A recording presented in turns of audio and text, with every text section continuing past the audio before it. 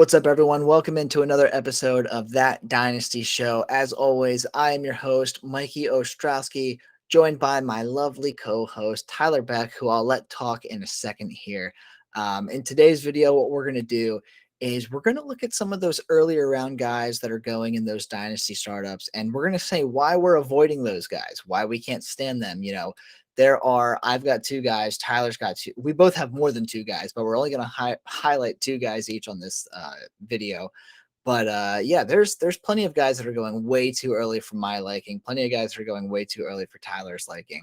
And we wanted to disclose that in our video here. So Tyler, I'm going to let you introduce yourself for the video. And while you're at it, go ahead and take us away with your first guy.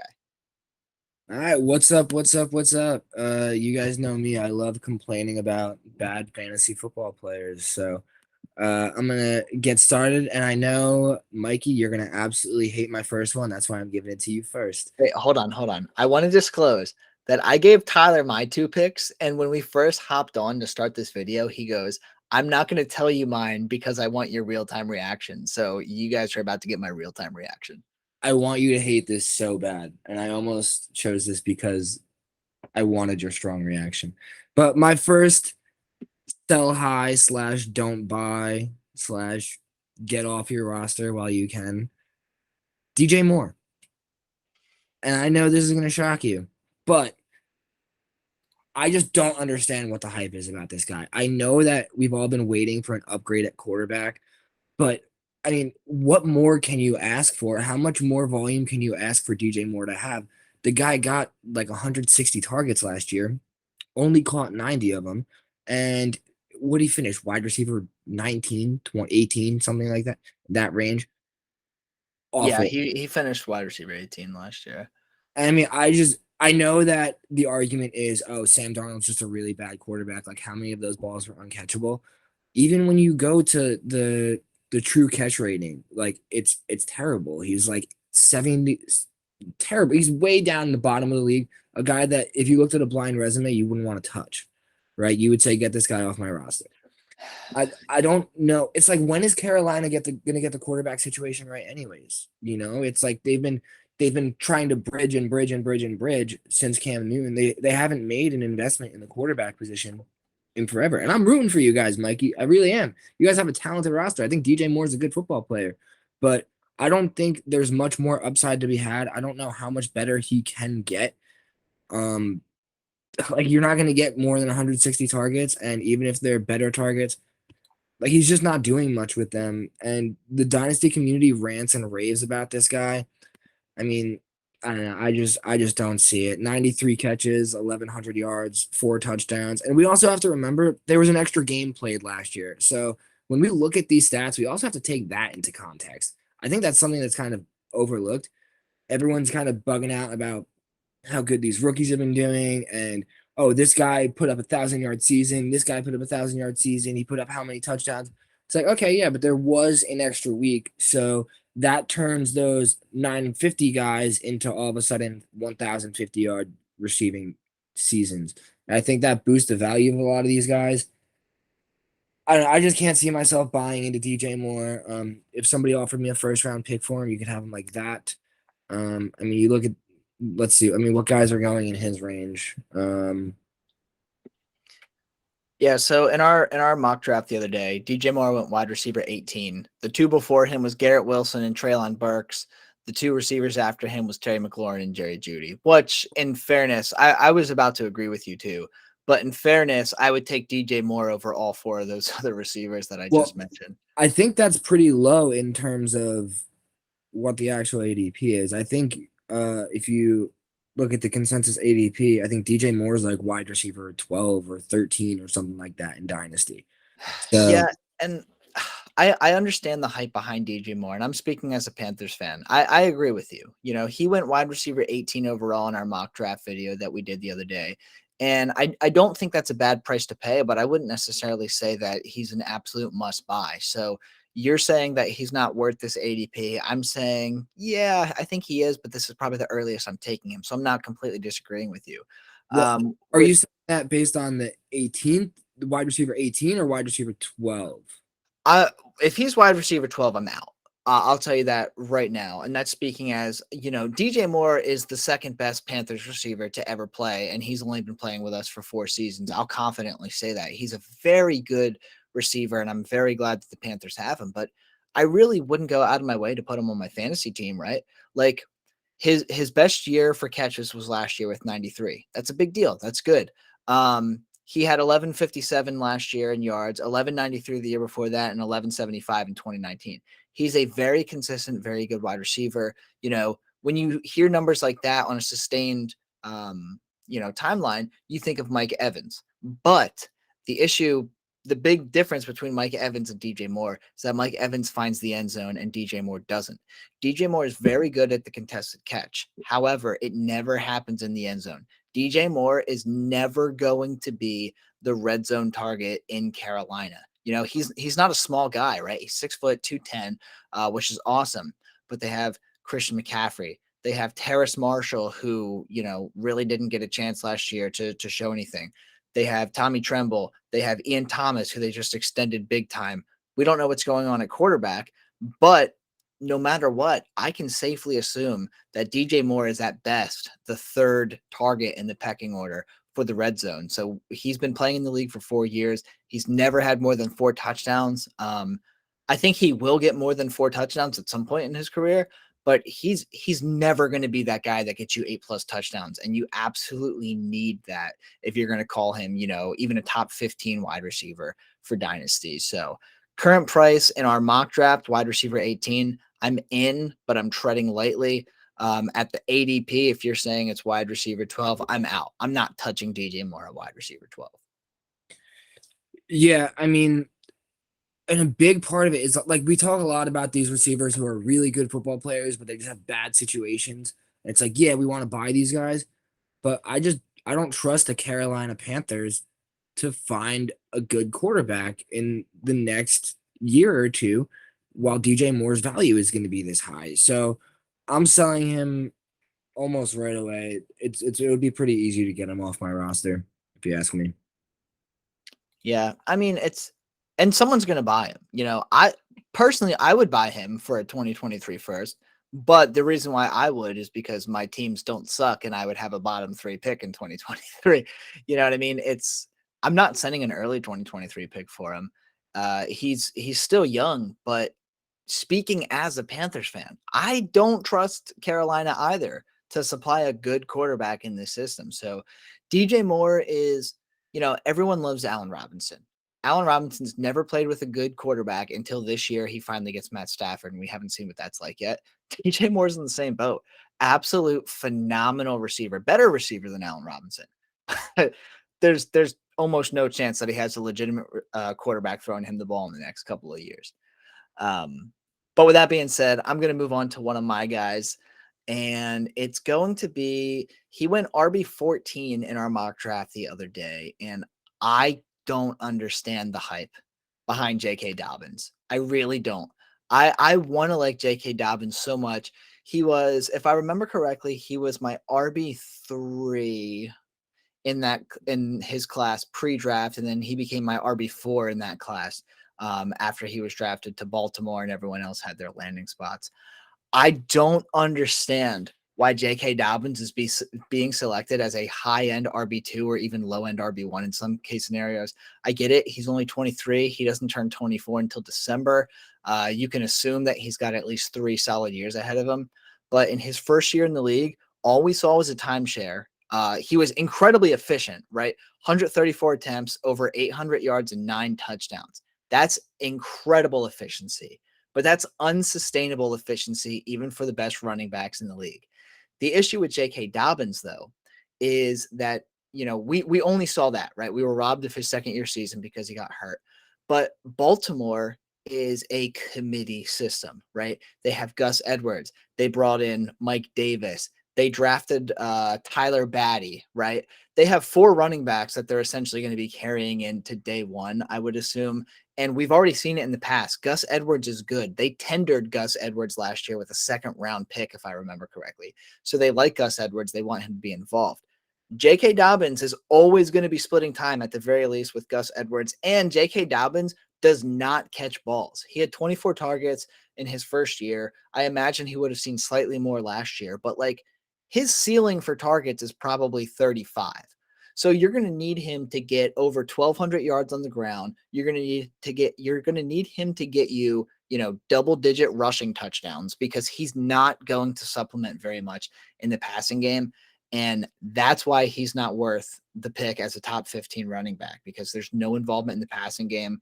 Lamar Jackson is going to, vulture J.K. Dobbins touchdowns all the time. So I like J.K. Dobbins. I do. But he's kind of in the same boat as DJ Moore. I like him for the Ravens. I like him as a real life player. I'm not touching him at current cost for my fantasy team. Yeah, I completely agree with you. He's capped in a lot of ways. I mean, you just mentioned the receiving cap that he has, like 35 targets. It's just not going to get the job done. And then when you consider the fact that, yeah, he's in a committee system and the quarterback is also kind of a running back in that system in a lot of ways. He's also getting rushing yards taken away from him and rushing touchdowns. There's not much to like about J.K. Dobbins at that price when Travis Etienne is going at that same price and Josh Jacobs is going for cheaper and guys like that. I would rather buy a vet for cheap than take a shot on J.K. Dobbins and pay that price. So I'm totally with you. No disagreements from me. He was also I probably would have chosen him if you didn't. So I'm with you on that one. Yeah, it's a good thing I shared mine before. I'm still waiting to hear your second guy here. I'm excited. Yeah, all right. So I'll just hop right into him. So I want to begin this segment by giving you two blind resumes. Okay, and hold on.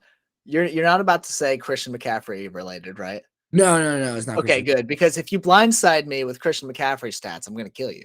No, because that would be unfair. Right. All right. So these are two quarterbacks. Okay. So this is just a little context for my sell high player. Right. So you have two quarterbacks. Quarterback one, he is 31 years old. He threw for 4,800 yards last year, but he only threw for 23 touchdowns. Quarterback number two is Quarterback number two is 33, threw for 4,200 yards last year, but 33 touchdowns. Both of these quarterbacks have an elite receiver and decent wide receiver twos. One of them's Kirk Cousins and one of them's Derek Carr. Wow. Okay, so Derek Carr was 4,800 yards with the 20-something touchdowns, right? 23 touchdowns. Okay, I know that this guy is the king of yards, but I am so low on DaVante Adams. So much of his points came since he blew up with Aaron. Wait. So are you saying we're fading Derek Carr or we're fading DaVante Adams? I'm fading DaVante Adams. I mean, okay. Derek Carr at price is whatever. He's a high end QB2. Not gonna knock that. Yards get you points for quarterbacks too. But sure, when you're DaVante Adams, so much of his points came from touchdowns over the past couple of years. I guess he had 18 last year, which is just not a sustainable number. Yeah, it's not going to happen again. And he's downgrading at quarterback from Aaron Rodgers to Derek Carr. So I just think, and I also think he's getting more target competition there, like we talked about the other day with Hunter Renfrow and Darren Waller there. I mean, there's more target competition in Vegas than there was in Green Bay. And DaVante Adams is old. If you have DaVante Adams on your roster, you're betting that you're winning either this year or maybe next year as he's fading away. I don't want him on my roster. I'm gonna sell him before I even get to that bridge. I don't see any way he can hold up his production from over the last couple of years, and I think it's just gonna be a huge downgrade. I mean, we looked at a guy like I feel like it's almost comparable to what happened to Julio Jones a couple of years ago. He went from a guy who was just putting up insane numbers. Maybe not. I mean, his knock was he wasn't scoring a lot of touchdowns with Julio, but I mean, he was putting up however many yards so that it didn't matter. But all of a sudden, he switches teams. He's not with the quarterback he's been with all his career, and he's old, and he doesn't have time to build that relationship, and he doesn't have time to see the upside. So I'm selling DaVante Adams here. He's going in like the top top 4 or 5 top 4 rounds, really. Top three. He's going in the beginning of the third round. He went at the 3-3 in our mock draft the other day. Yeah, So he was the wide receiver 7 in that class. yeah, that's way too high for me. I'm taking Diggs, Waddle, Higgins, probably on an average roster, I'm probably taking Drake London Whew. over DaVante Adams on like a middling roster that's maybe is going to make the playoffs, probably not a contending team. On a team like that, I might off DaVante Adams for Drake London, but I might be able to get a better price. So I don't know. Yeah, I got to disagree with you on this one here, Chief. I am not opposed to DaVante Adams at cost, and I think it's a good cost, wide receiver 7 for DaVante Adams. Granted, going from Aaron Rodgers to Derek Carr is not ideal, and it's a fair point to bring up that he's going to have less or more, a lot more target competition with Vegas, right? Because in Green Bay, it was DaVante Adams. Their wide receiver 2 was arguably Aaron Jones, and they really had nothing else for the last couple of years there. They did have Tonyan in the red zone a couple of years ago, but that's kind of irrelevant considering DaVante Adams had 18 touchdowns in that same season. I don't know. I get where you're coming from. And I was going to let it slide until you said you'd take Drake London over him. Then I had a little mini heart attack. Well, there was a caveat there, so I don't just want to say in a vacuum, but on a team that's like that's like probably the 6th best roster in your league, it's like there's just no point holding on to DaVante Adams. Like you might the value now because you're not doing anything with your team. I mean, I will say if I'm going to sell DaVante Adams, I'm going to sell him now because I think his value will decrease when he starts playing for Vegas. I think he's still going to be a top 5 option in 2022. And I think even beyond that, he can continue to be a wide receiver 1. But he will undoubtedly, his value will go down because going from Aaron Rodgers to Derek Carr, I don't care how good of a receiver you are, you're going from a guaranteed Hall of Famer quarterback to a guy that's kind of just been skating by with the Raiders, right? Like Derek Carr's not a bad quarterback. He very much deserves, a starting job. He's a top 15 quarterback in the league, but he's not fucking Aaron Rodgers. Aaron Rodgers is a solidified Hall of Famer, and not a person on this earth can argue that. So if you're going to sell him, I would sell him now because his value is going to go down. So I don't completely disagree with you. It's not a terrible call, especially with his age. He's 29 already. He's going into a new system. Wide receivers typically don't stay in their prime much farther than 30 years old. So you're looking at 1, maybe 2 seasons with Adams. So in startups, I like his price. In the trade market, I like selling him right now. So are you stating right now that if you're sitting there at the 102 this year in the rookie draft, you're okay with trading that pick for DaVante Adams? Well, it depends. Did I get the 102 through a trade, or did I get the 102 because I just finished in 11th place? Well, I guess that context also. Yeah. Like if I am even a top 8 team right now in my league, I will gladly trade even the 101 away for DaVante Adams. However, if I'm a bottom 4 team and DaVante Adams isn't going to guarantee me a spot in the playoffs, I'm holding my rookie picks.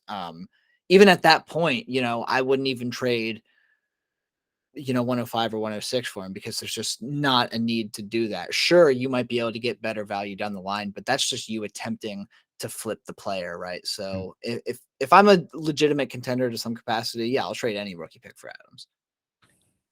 So I think, sorry, I got confused. I think you misspoke. You said if you're a top 8 team, I think you meant if you're a top 3 team, you're trading the 101 or the 102 for DaVante Adams. No, if I'm a top 8 team, I'm trading 8. So any pick because here's the thing: if you're a top 8 team, right? If you're a top 3 team, then obviously you're trading for Adams. Any way, shape, or form, you want DaVante Adams on your team because even though you're low on him, I'm sure you can still acknowledge that he's going to be a wide receiver 1 this year, right? yeah, of course. I mean, yeah, but he's not going to be the wide receiver 3 overall or whatever he was last See, year. but he's still going to be a wide receiver 1, and there's 12 teams in your league, and there's only 12 wide receivers that can be a wide receiver 1, and there's only 3, maybe 4 receivers in the entire league where you can look me in the eye and say, I guarantee you this guy will be a wide receiver 1, and DaVante Adams is that guy. So if I'm a top 8 team and I'm 1 player away from being a top 5 team in my league, I'm going to trade even the 101 for DaVante Adams because I mean, DaVante Adams, in my opinion, you're going to disagree with this, and we can make an entirely separate video on this. In my mind, DaVante Adams is outscoring Breece Hall by at least 100 points this year because I don't think Breece Hall is going to have the volume that everyone thinks he's going to. Where DaVante Adams is still going to see, he's not going to see 169 targets again, but he's still going to see a very high volume in targets. So to clarify, yes, if I'm a top 8 team and I'm 1, maybe 2 players away from being a top 5 team in the league, I'm getting DaVante Adams at all costs. Yeah, I feel like I have to disagree with you there just because I feel like we're getting a little too we're living in the moment a little bit too much. It feels a little bit too much like redraft, you know. I understand like the production Yeah, but this is dynasty, you know. So it's like how often am I going to give up the 101 rookie pick for a 30-something-year-old receiver, you know? It's almost never going to happen. Like I look at these guys and it's like who do I want for the rest of their careers between DaVante Adams, Stephon Diggs, Jalen Waddle, T. Higgins? DaVante Adams is the 4th wide receiver for me in that list. Oh man, He's the 4th out of who do I want for the rest of their career? I mean, Stephon Diggs is 3 years younger than DaVante Adams. No, they're no. Stephon Diggs is 28 and DaVante is 29. Oh no, I'm an idiot. I clicked on I clicked on someone else. I clicked on someone else. That's But okay. yeah. So, but I mean, still, it's like Stephon Diggs is tied to a better quarterback. So it's like my point I think still stands there on Stephon Diggs. I mean, at worst, maybe DaVante Adams is the 3rd out of those 4. You know, him and Diggs are competing for the last spot. But it's like in that tier, like DaVante Adams is the bottom of that tier for me. Well, I just posted a poll on Twitter. So if you're on Twitter, go to @FF_Mikey10 and put a vote. Would you rather have Breece Hall or DaVante Adams? I'm waiting for DaVante Adams to win the poll so I can tell Tyler to Oh my God, I can't wait for you to eat your socks on that one. You're so dumb. You posted that to Twitter. They're going to eat you alive. All right, buddy. They're going to eat you alive. We'll see. Last time I did this, my side won by like 82%. And you texted me back. Yeah, I'm sorry. Yeah, okay, whatever. I don't care. I will stand on my hill until I die there. Whatever. No, and it's fine. I'm not. This is becoming more or less me knocking Breece Hall than you knocking DaVante Adams. So I'm gonna move on here. I see where you're coming from. I do. I'm still taking DaVante Adams at cost. I think wide receiver 5 to wide receiver 7 is a good cost personally, because you're getting 2 to 3 years of solid production. But with that being said, you know, he is 29. He's going to a new situation, and there are a lot of significantly younger wide receivers, like you mentioned, T. Higgins and Jalen Waddle, those types of guys that have a lot of years less than fucking. Why can't I remember DaVante Adams? Because he's irrelevant. That's why you can't remember his name, because he's going to be irrelevant. All right. Let's move on. This is getting to be tomfoolery at this point. So Tyler's done talking about his guys because I'm inserting myself into my second and final pick here. I told you were gonna hate it, so I did. I hated it, but it's okay. It's okay. Anyway, so my second pick here, I'm going with a wide receiver. He was drafted wide receiver 5 in our dynasty startup the other day. And dude, it pains me to say this because I'm a really, really, really, really, really gigantic fan of this wide receiver. But you guys need to stop paying top 5 costs for AJ Brown. It makes absolutely no sense to me whatsoever, right? So as a rookie, he played 16 games, had 1,000 yards, 8 touchdowns. That's fantastic. In his second year, he only played in 14 games, still saw over 1,000 yards, and he had 11 touchdowns. Last year, 13 games, 870 yards, 5 touchdowns. Not as good, but the Titans just didn't really look like themselves last year. Let's be real here. AJ Brown is a fantastic wide receiver. He is, if I'm making a under 25 football team, AJ Brown is my wide receiver one. At worst, my wide receiver two. He's phenomenal. But when it comes to fantasy and moving to the Eagles, it absolutely sucks ass, right? So in Tennessee, they're a run first offense, piss poor quarterback, no other options besides AJ Brown, really, right? They had the shell of Julio Jones last year, and that's really the only relevant receiver that you could name besides AJ Brown over the last couple of years. Um, he goes to the Eagles, and a lot of people say, well, it's kind of the same situation, right? They're a run first team. They have a quarterback that's not exactly a gunslinger or nothing like that. And when you say it like that, it sounds okay, right? Like if I'm like, oh, I'm going from Tennessee to Philly in that situation, yeah, AJ Brown's going to be fine. He's perfectly fine. But AJ Brown wasn't competing with DaVante Smith and Dallas Goedert for targets. And I'm not saying that AJ Brown's going to lose targets to those guys. I'm just saying that this is such a spread offense. The most targets we've seen from AJ Brown in his first 3 years is 106 targets. How much farther do you think that's going to go up, right? Like Jalen Hurts was very middle of the pack when it came to passing attempts. You can argue that, okay, they went out and they traded for AJ Brown. This team is going to be more focused on the pass, but that's not necessarily true, right? Like that's just a guess. You know, I have AJ Brown currently projected for what is it? AJ Brown, 103 targets, right? That's probably lowballing it. It's probably being a little pessimistic, but there's almost no world where he gets 125 plus targets with Dallas Goedert and DaVante Smith on the field with Jalen Hurts throwing the ball. So I'm not knocking AJ Brown's talent. I think he's supremely talented. He's a fantastic real life wide receiver. I would be thrilled if I were an Eagles fan to have him. The issue is the volume is just not going to be there. It's a low powered offense, very run heavy, going to be very spread out.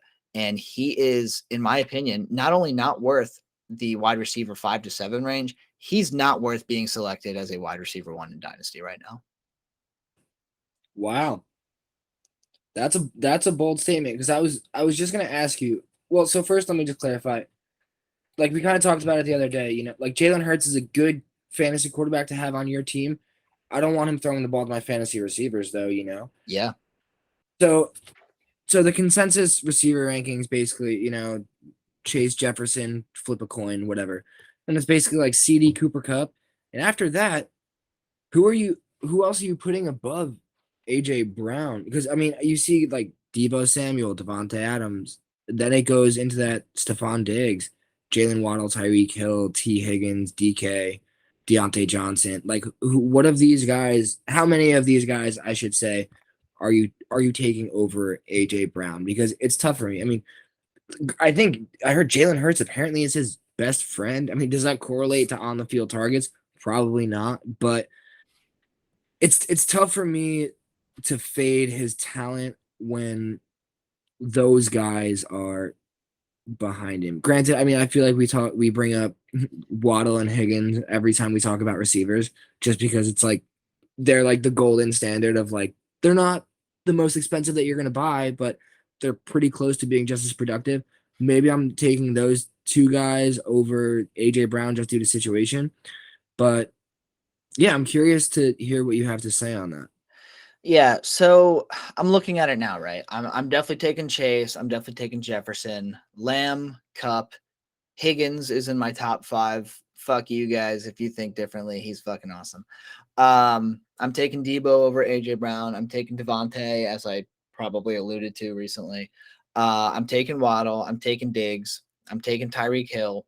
So that's 10 wide receivers right there. It's probably a pretty open debate between DK Metcalf and AJ Brown. Probably taking AJ Brown between those two just because of prior biases. I am going to take AJ Brown over any of the receivers this year in like a 1-for-1 trade. So I guess me saying AJ Brown as not a wide receiver one was probably overstepping it a little bit, but I still have no problem keeping him out of my top 10 right now. Like he is firmly in that 11 to 14 range probably. So he's a fringe wide receiver one in my book because I just really don't I love Jalen Hurts for fantasy football, but everything else in that Philly offense, well, with the exception of Dallas Goedert at the tight end position, I really don't want much part of because it's going to be so spread out. It's just Yeah. it doesn't make sense with the cost, right? Like if I can get AJ Brown in the 5th round, right? Like if he's getting drafted with the Drake Londons, the Deontay Johnsons, the Michael Pittmans, then yeah, like I'm happy to get AJ Brown there. But the fact that AJ Brown is going in the same ballpark as Debo, DaVante, even Cooper Kupp in some leagues, Jalen Waddle, like that makes no sense to me. Yeah, and I'm with you there. I don't think it's fair that DK Metcalf is getting drafted in the early 4th round when AJ Brown is going late 2nd. For me, like you said, I think they're kind of the coin flip. Those younger guys and those solid vets, I can see the argument for. I'm totally on board with Waddle and Higgins over AJ Brown. It gets a little bit more fuzzy for me just due to age when you get to DaVante Adams, Stephon Diggs, Tyreek Hill. But yeah, I don't think AJ Brown would be my pick at in a late 2nd, you know. And that's yeah, I it just doesn't make any sense to me. He went 302 in our dynasty draft the other day, and that by ADP, was kind of late, right? We haven't seen him go in the early 3rd too often. Mm. But just I mean, dude, looking at our draft board from the other day, 412 the earliest for me. It just the fact that 302 is a late pick for him just doesn't make sense. And it hurts because I'm a really big AJ Brown fan. Pre-draft a couple years ago, he was my wide receiver 1, and then he went to Tennessee, and I bumped him down a little bit. Luckily, I still ended up getting him, so I've enjoyed his production the last couple of years. But yeah, dude, it when I was watching the draft, I was at our buddy Ryan's house, and we were watching the draft, and the trade came up that Philly went to AJ Brown went to Philly, and I was just, oh, dude, I was heartbroken in that moment. Yeah, you don't want to see your your big time receiver going to an offense like that. But let me Going ask, to Philly. yeah, like there's no offensive player you want to see go to Philly. But let me ask you, who is when you look at the board, who's the first receiver that you would not take over AJ Brown? Or I guess who's the first receiver that you would take AJ Brown over when you're looking at the board? Well, like I said, it's a coin toss between him and Metcalf, so I guess it kind of starts there. I'm not gonna discuss that one because I could go back and forth on that all day. I'm taking AJ Brown over Drake London, but I'm just lower on Drake London than the consensus. I'll take him over Deontay Johnson, and it's nothing against Deontay Johnson. I'm actually a big fan of his too, but I hate that he has Mitch Trubisky and Kenny Pickett thrown to him for the next few years. Um, I'd consider taking Michael Pittman over AJ Brown. Big Michael Pittman fan. Not taking Burks, not taking Wilson, not taking DJ Moore. I think anything after that, it's kind of all AJ Brown all the time. I Mhm. am really high on Jameson Williams, so there is a part of me that would consider a trade like that. But knowing values, I would need Jameson Williams plus an additional thing in order to trade away AJ Brown. Yeah, I was gonna say, like, there has to come a point where we have to put our personal values aside and just say, like, I'm gonna be able to get more out of a trade based on what the community thinks. You know, it's like if you're moving from AJ Brown to one of these rookie wide receivers, it's just like people are gonna pay more for if you're tearing down to Drake London plus a piece. Like if you're looking to just flip that receiver, if you're looking to flip Drake London or whatever rookie receiver you get, people are gonna pay more for Drake London than Jameson Williams. So it it's kind of tough to take Jameson Williams over Drake London in that trade, knowing that you're losing value in terms of what your league is going to pay for those guys. So Yeah. there has to be some sort of balance. It's like, yeah, we all want to believe we're smarter than the community and we know more than the next guy, you know, but at the end of the day, these prices are set by the market and we have to respect that and all that. But yeah, I'm pretty with you on this one.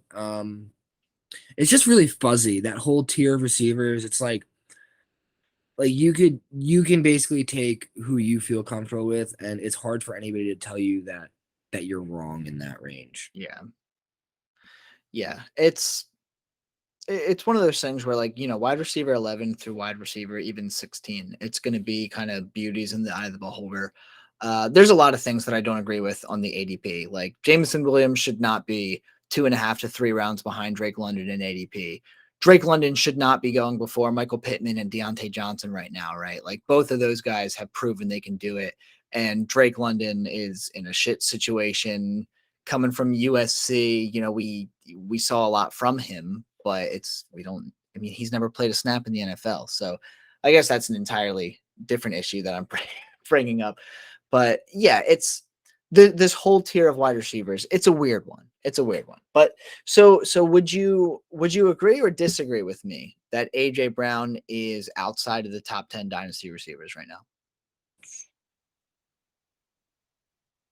I would disagree. Okay, I but don't. I'm guessing he's somewhere in your 8 to 10 range. Yeah, it's close, but I would disagree, right? So obviously you go Chase, Jefferson, CD, Cup. Then for me it's Higgins, Waddle. Probably out of that group of older receivers, I'm going Stephon Diggs. And then that's when I can start having the conversation about AJ Brown, DK Metcalf. So like, yeah, 8 to 9 probably for me. So I'm kind of splitting hairs here, Yeah. but yeah, I would have to say that I technically do disagree. Yeah, no, that's still fair to say, and I'm not gonna knock anyone who says that AJ Brown is still in their top 8. It makes sense. I get it. I'm a big AJ Brown fan. I've just learned, with the exception of Christian McCaffrey, I don't hold any personal biases when it comes to fantasy football. So I could absolutely be in love with the player this time 6 months ago, and if the situation just ain't there anymore, if something happened, injuries, switch up, whatever. I move on pretty quick, and it pains me to say it about AJ Brown, but I think I've moved on from him. I still have him on plenty of dynasty squads. So Tyler, if you think he's a top 8, top 9 guy, hit me up because we're in the same league together, and I would love to make a trade with you. Yeah, and I mean, it's tough because I totally just lost my train of thought. Forget it. Move on. I That's to- okay. Well, you know what else is tough? Forming sentences. And that's why we are signing off here tonight, because it is 10:30 on Wednesday. We both have work tomorrow, and I'd be lying if I said we both haven't had a little bit to drink.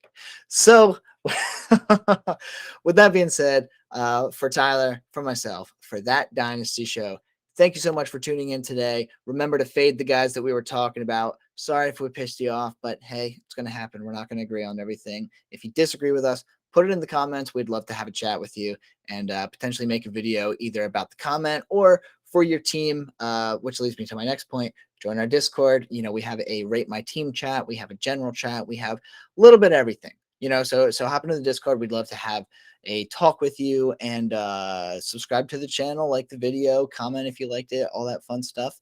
And before we go, Tyler, you got any closing remarks? Yes, because I just remembered what I wanted to say for anyone who cares about listening, right? So we with AJ Brown, right?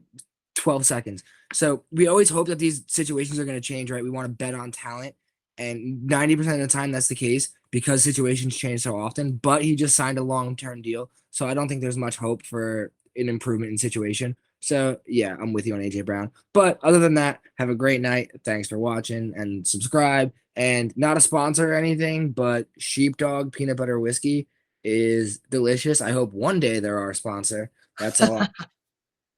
Absolutely. Thanks again for tuning in. I could go off of what Tyler just said, but I won't do that to all of you. Catch you guys next time on That Dynasty Show.